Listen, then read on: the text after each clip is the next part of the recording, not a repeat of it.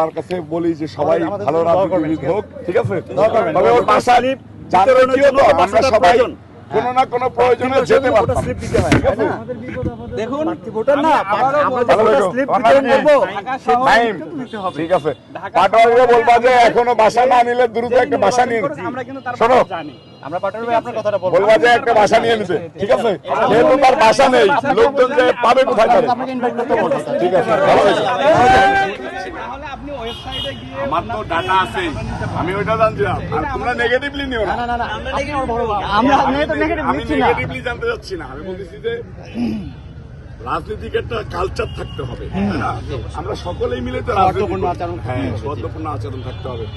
যদি প্রতিবেশী হয় তাহলে আমার জানাশোনার ভিতরে থাকলো, ভালো থাকলো, যে আমারও একটা বুঝ থাকলো যে পাটোয়ারির বাসাটা আসলে এই এলাকায়, আমাদের এই এলাকায় ভোটার কেমন, ঠিক আছে, বা আমার একজন প্রবলেম হইতে পারে, ধরো ও সংসদ সদস্য হলো, তাহলে আমার একটা সমস্যা হইতে পারে না, আমি যাব কোথায়, পাটোয়ারির বাসাটা কোন জায়গায়, এটা আমার একটু জানা দরকার। উনি যেহেতু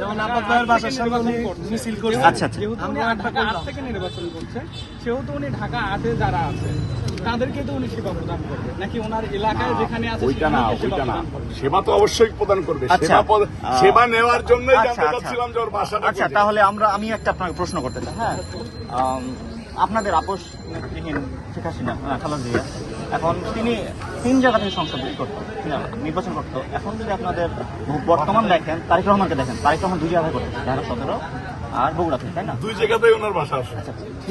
আচ্ছা, ঠিক আছে, একটা মানুষ 2 জায়গাতে তো সাধারণত থাকতে পারবে না, তাই না?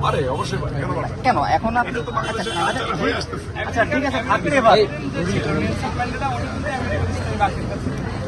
আমি তোমরা নেগেটিভলি নিচ্ছ না, আমরা নেগেটিভ নিচ্ছি না, আমি কিন্তু ওই সেন্সে বলি না, আমি জানতে চাচ্ছি যে ওর বাসা থাকলে আমার ওই এলাকাতে আমাদের ক্যাপাসিটি কেমন, এটা আচ্ছা, আমি আপনাকে উত্তরটা দিচ্ছি।